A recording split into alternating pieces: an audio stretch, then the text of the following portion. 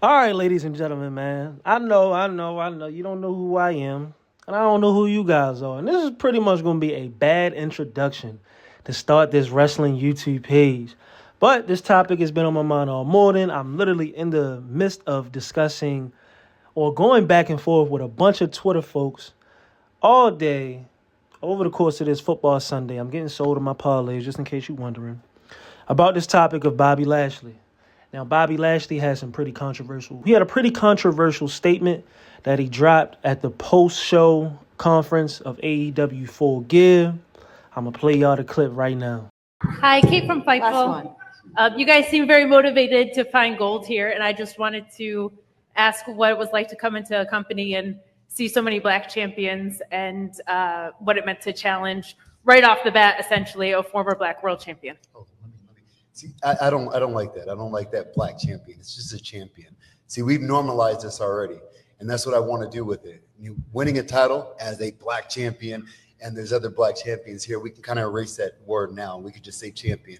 It could be a black champion. It could be Asian champion. It can be Latin champion. It could be any champion. So we've already normalized that, so we can kind of erase that black champion, and it's just champion now. So you heard it. That's Bobby.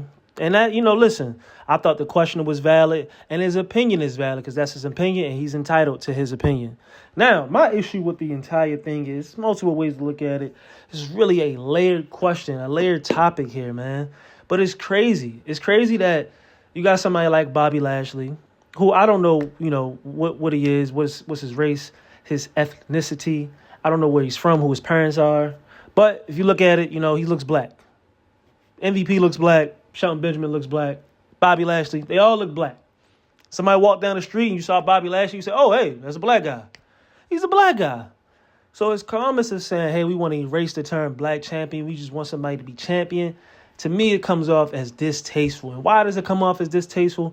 Well, I challenge anybody, man. Do your research. Do your research of the big companies, the big wrestling promotions. Let's just say of the last, since the 2000s. It's only really one. It's the WWE. WWE, WWF. Let's take a look at that. That's what we all grew up on. I know we got some people that are older here. They grew up with WCW, NWA. I get all that. But let's look at the WWE, man. Since the Attitude Era, that's been the prominent wrestling promotion. I challenge anybody to do this research. Who's the first black WWE, WWF champion in company's history? It's The Rock. If you go back in time, 50 years from now, and somebody looks that up, you would say, damn, that is an excellent person to be the first black world champion in that company's history. It's The Rock, man. You can't really say nothing about The Rock.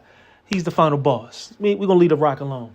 Now, if you go past The Rock, and I challenge anybody to go find me a black wrestler, male, we just talking male, female, that's a whole different discussion. Just male wrestlers that have had that world champion, whether it's the WWF, WWE, or the World Heavyweight Championship belt, more than 2 times. And in that more than 2 times span, man, just give me a reign that's, I'm off the top of my head, I bet that there's a reign no more than 200 days as the title holder. And I'm not a big guy of long title reigns. Listen, whether you want to go long title reign or you want to go whether you want to go the number of times they've had the title, none of these guys have had this title more than 2 times other than The Rock. Bobby Lashley, 2-time world heavyweight champion or WWE champion. Kofi Kingston, I think he's a 1-time. Big E, he's a 1-time. Booker T had it. I think he's a 2-time. We're not counting WCW for right now. We're just talking WWE. We're just talking WWE. If I'm forgetting anybody, excuse me. But those are pretty much the big title holders. Kofi Kingston, Bobby Lashley, Big E, Booker T, The Rock. Brother, I just named 5 people out of the rich and long history of the WWF/WWE. I don't even have to have a list in front of me. I could just run down a bunch of the greatest world champions in WWF, WWE history. We got Hulk Hogan. We got Ric Flair. We got Shawn Michaels. We got Triple H. We got Stone Cold Steve Austin. We got The Undertaker. We got CM Punk. We got Edge. We got Daniel Bryan. Who else, man? Kurt Angle. We have so many just prominent, like when you think of the WWE, you think of these guys. Because why, bro? This is a business. And in the wrestling promotion business, man, it's all about who are you pushing at the top? Who do you feel as though you can create storylines that make you the most money? Who am I going to put as the face of the company? And for whatever reason, I'm not calling racism. I'm not calling anything. But it's just the facts. If you look at the entire history of the company, yo, there has never really been a prominent black champion other than The Rock. That's just facts. So I'll give you a little bit of my experience. I just started watching wrestling again right around WrestleMania 40 kickoff time. Final Buzz got into it. My nephew, he's telling me about the bloodline. I found out about the Usos. Then I discovered Roman Reigns. And I find out he's going against Cody Rhodes. I'm like, hey, wait, isn't that Dusty Rhodes' son? They like, yeah. I'm like, ain't it Stardust? So that kind of threw me off because I'm like, yo, this is Stardust. And now he's respectable now. Listen, credit to Cody. Credit to everybody in that entire storyline. It is one of the greatest storylines of all time. But that got me back into wrestling. I used to be a big wrestling fan back in the Ruthless Aggression era when I was a kid. That's what I watched. So as getting back into it, I'm finding out about all these things. And then I come to find out, my nephew's like, yo, they got this black guy named Swerve Strickland. He the world champion over this shit called AEW. I'm like, I'm hearing about AEW. I heard about AEW because of Cody Rhodes, but I ain't never check it out. I'm a casual. I don't really care. Like, all right, whatever. So I'm like, damn, they got a black champion over there? That's cool. He like, yeah, man, they got this little cool dancer, Swerve, went out, drive, yeah, Swerve. And he got this dude named Prince Nana. He be dancing and whatnot. The crowd be messing with it. I'm like, yo, all right, let me check this out. That sounds cool. So I go on YouTube. I see Swerve. I see Prince Nana. And I say, damn, yo, that look kind of cool for real. Let me check it out. So over the course of me checking this product out, which is AEW, I then found out about wrestlers like MJF and Will Ospreay. And let me tell you, MJF and Will Ospreay, no matter the company, these are two of my favorite wrestlers out right now. Will Ospreay, to me, might be the best pound-for-pound wrestler in the business today. And MJF might be the best pound-for-pound heel, besides Tribal Chief Roman Reigns, which is not, he's no longer currently a heel. But MJF is one of the greatest heels in the wrestling business right now. I love his character. I love everything about those two guys. I feel as though those are two great wrestlers. And even at times, I'm like, damn, I wish I could see y'all over in WWE because, you know, AEW to me, they don't feel like they have a sense of long-term storytelling. And, you know, that's a double-edged sword. We can get into that at another time and date. But the point is, I was introduced to AEW because of word of mouth. My nephew said, yo, they got this black guy named Swerve Strickland. He used to be in the WWE, but he's the champion. I'm like, damn, that's pretty cool. Like, WWE didn't see really in value in him. They cut him, and now he built himself back up to where now he's a champ. Let me check it out, bro. Come on Wednesdays. YouTube TV. Ain't gonna cost me nothing. You know, I got family playing, you know what I'm saying? Somebody got the subscription. You know what I'm saying? They need some bread. I throw it. They don't need no bread. I don't throw it. You feel me? Like, so like, yo, this was pretty cool to see. So now we've gone over the history of the WWE. We see that, yo, this is the first black champion in AEW history in Swerve Strickland, how that can benefit. And Swerve, he has a clip, and I'm going to post this after I'm done, where as though he's saying, yo, people got word to Floyd of that, yo, they got a black champion in this thing called AEW. He like, I got to check it out. Floyd came there, he ringside. Swerve is then at the press conference, the post conference, I think, Double or Nothing, their pay-per-view.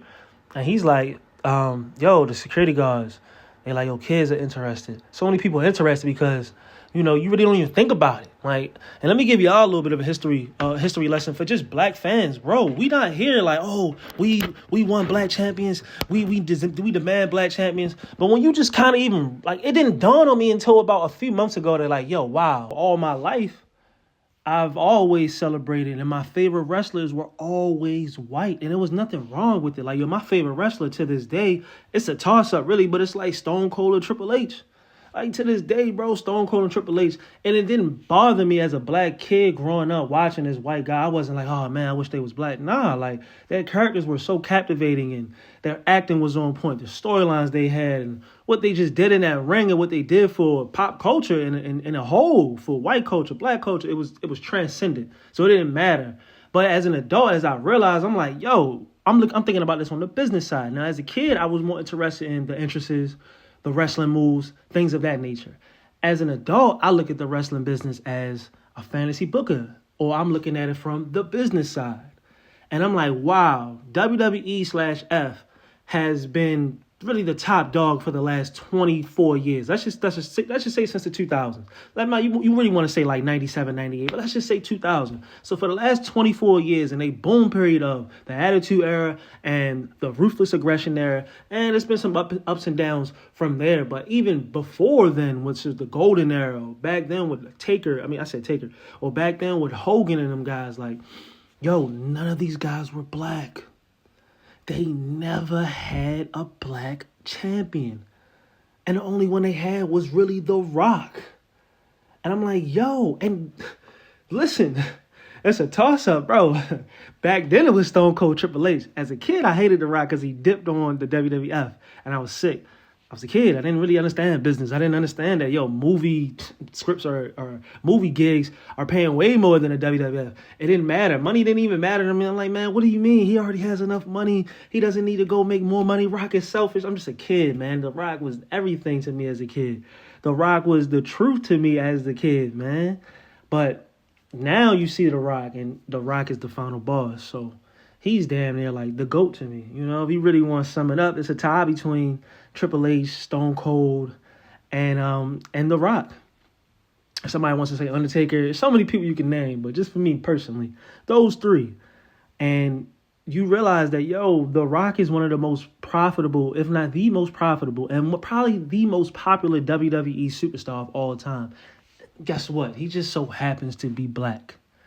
You feel me? He's part Samoan, part black. Whichever one he claims, it's up to him. But the facts are he's part Samoan, part black. He is recognized as the first black WWE champion of all time. So you really have this whole period of 24 plus years of just an untapped market on some business shit. Like, it's an untapped market we got over here. You look at anything, whether it's sports, whether it's so many things, when you have that black dollar behind it, it does numbers.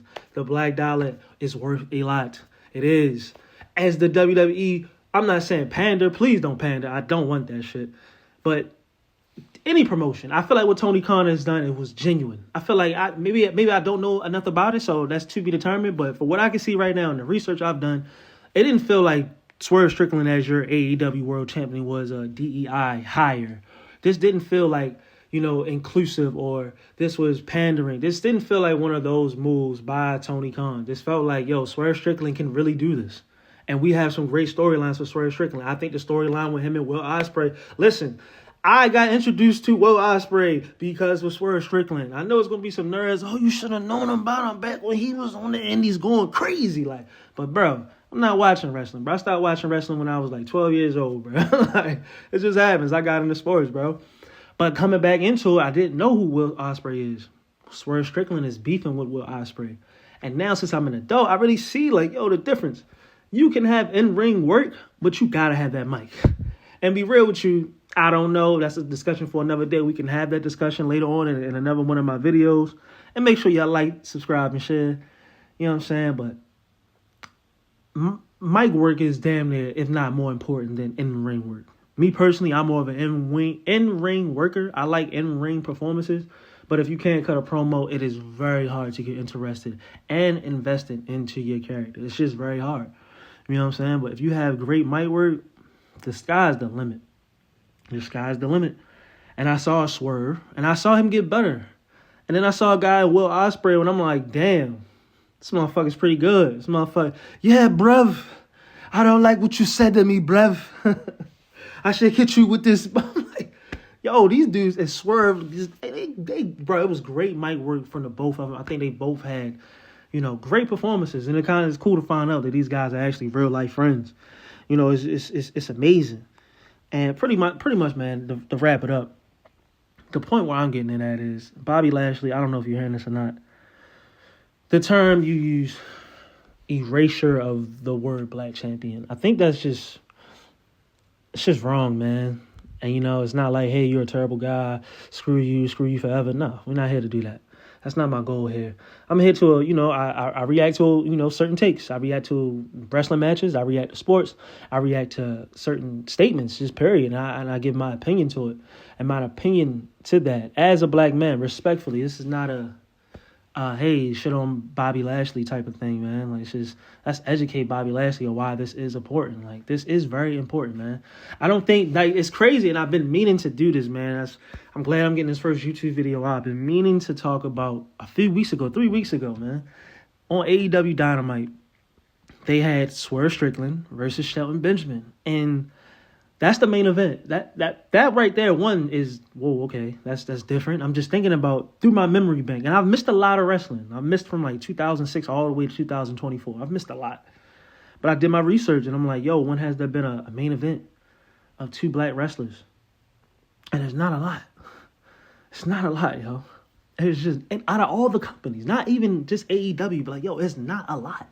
And the match was one thing, but at the end, Bobby Lashley comes out, MVP comes out, and they start attacking Swerve and Prince Nana. And you just looking around, it's just like, yo, this is an all-black main event match / segment to end the show going on right now. And it's not like, oh, yeah, bro, this is... But it's just like, yo, it's good to see, bro. It's just good to see. It's not on some, hey, we're being divisive. It's just good to see. There's nothing wrong with just saying and looking at it like, yo, I have never seen this. Wow, like, this is pretty cool. Like, I like Swerve already. We already know, man, listen, I'm not, Bobby Lashley, this has nothing to do with his comments. Bobby Lashley was always cool. Man, Shelton Benjamin was my guy. Like, for real, Shelton Benjamin was my guy. As a kid growing up, and there's a video out there, I'm going to play this video, and it's like, yo, every kid had that mid-carder that they grew up, and that was their guy. And one guy had D'Lo Brown as one of his guys, and you got so many other people, but Shelton Benjamin was just my guy, because in the Ruthless Aggression era, you had a lot of great wrestling, but really, if you wanted that high flying type of showmanship type of wrestling style, it was really TNA. So to have Shelton over there, kind of representing that, not representing, but just putting on his style of it. It was just like, yo, this is pretty cool. And Brody was very influential, very game-changing. Literally, he did stuff in the ring that was then added to the wrestling video games.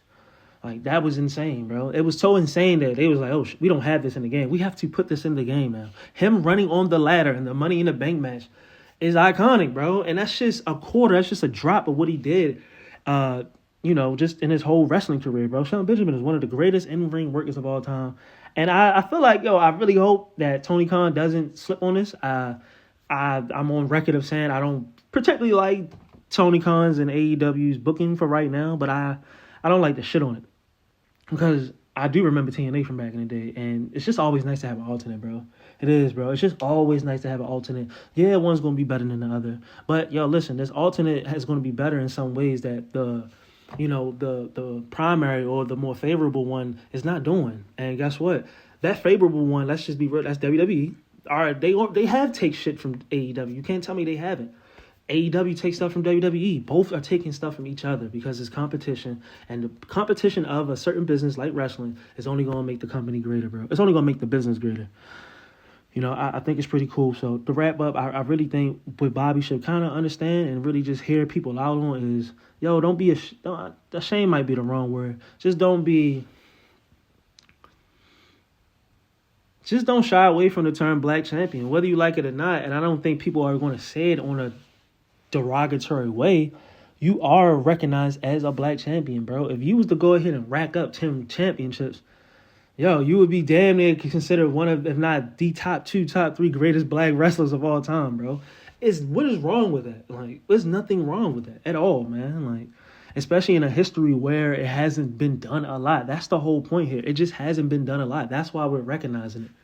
It just hasn't been done. This has not been done to the point where it's just commonplace. Like, people will hit me, oh, why? Well, what's the problem? You don't hear him say, hey, this guy's the next white champion. Bro, no offense. This has been done so many times. Not saying it doesn't matter. It's just like, okay, we know, right? You're not the first. You're not the last. You're not even probably the first 100. We're at like probably 700 or something now, bro. Like, as far as all total, like we're super far down this lineage of white champions. But black champions, bro, has been untouched on. Like, I don't think people understand either that, yo, let's look at WWE, for instance. These fools are only on WrestleMania 41. Like, this is super early, man. This is all early. This is trailblazing times for the company. when you look at it from down the line, 100 years from now, 50 years from now, 41, we're going to be all looking like dinosaurs out here. Like, this is still trailblazing times. This is still within the first 50 years of that company. This is AEW's first 5 years of that company. If AEW stays around for the next 10 years, that first 5 is going to be looked at like, damn, yo, this was the first 5. All this happened in the first 5. Like, yo, it's monumental. You have to celebrate it. It's like saying, why are we celebrating the 250th episode of AEW Dynamite? Because we made it to 250. A lot of wrestling promotions have not done this. We have to celebrate 250 because, yo, a lot of wrestling promotions have folded by then. They folded. That's why we're discussing AEW 250. That's why we're discussing WrestleMania 40. That's why, bro. We're not even at the 50th WrestleMania yet. And it feels like this company has been around forever, but bro, we are not even at the 50th WrestleMania. That's why it's important, bro, to recognize you as a black champion, the second black champion in AEW history. Yes. Because, bro, if y'all have a sparking period, and say for instance with Swerve, bro, the fact that his you can hear people say Swerve got over because of Prince Nana. That's not taking away from Swerve and his accomplishments and what he's done as a wrestler and what he's been through. But let's be real. It takes one little thing sometimes, bro. It takes a gimmick. It takes something just to click and hit with the fans. You probably got everything else down packed, check box marked, man. Like, you got everything checked off. You just don't have that thing that has put you over.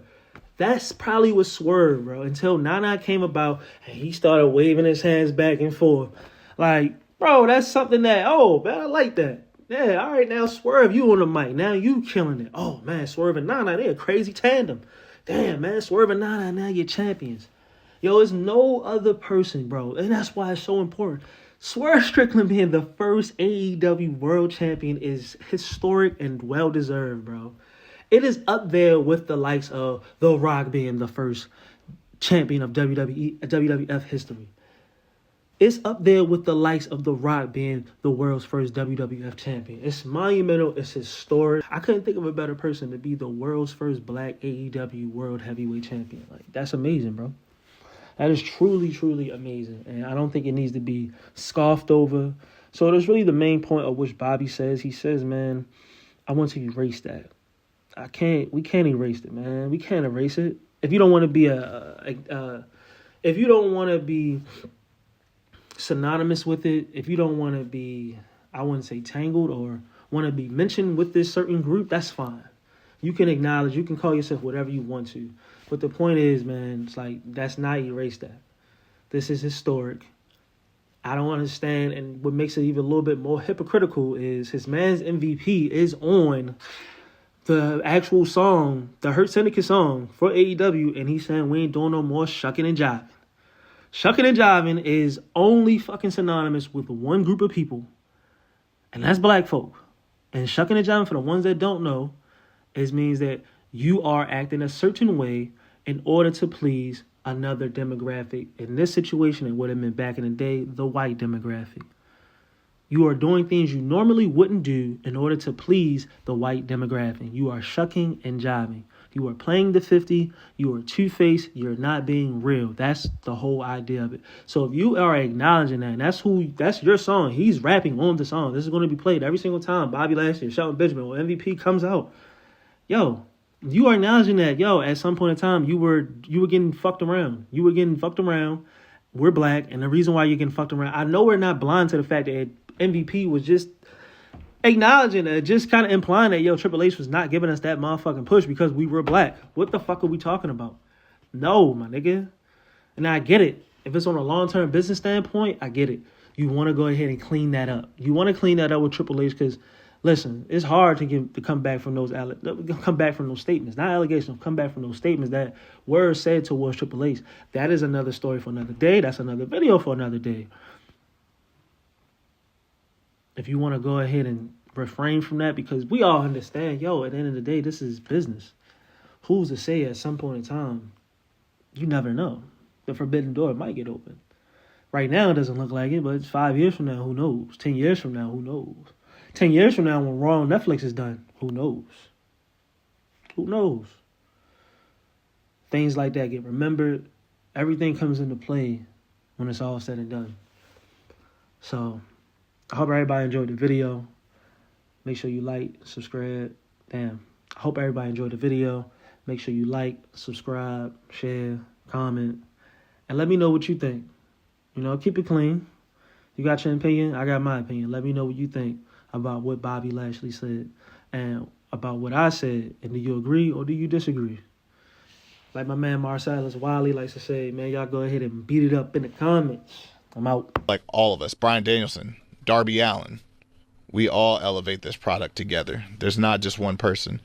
I'm just in a position to shine a different light on it than any other former champion has done. You know, just Floyd Mayweather walking into MGM to just watch my match means a lot. That means something. He came in just to watch the show, watch my match, because he heard All Elite Wrestling has a black world champion, and he wanted to come in and support that. That right there already shifts the culture in a way that not a lot of other former world champions have been able to do. And just me being out there performing. So just imagine what more I can do. You know, Swerve, I know how much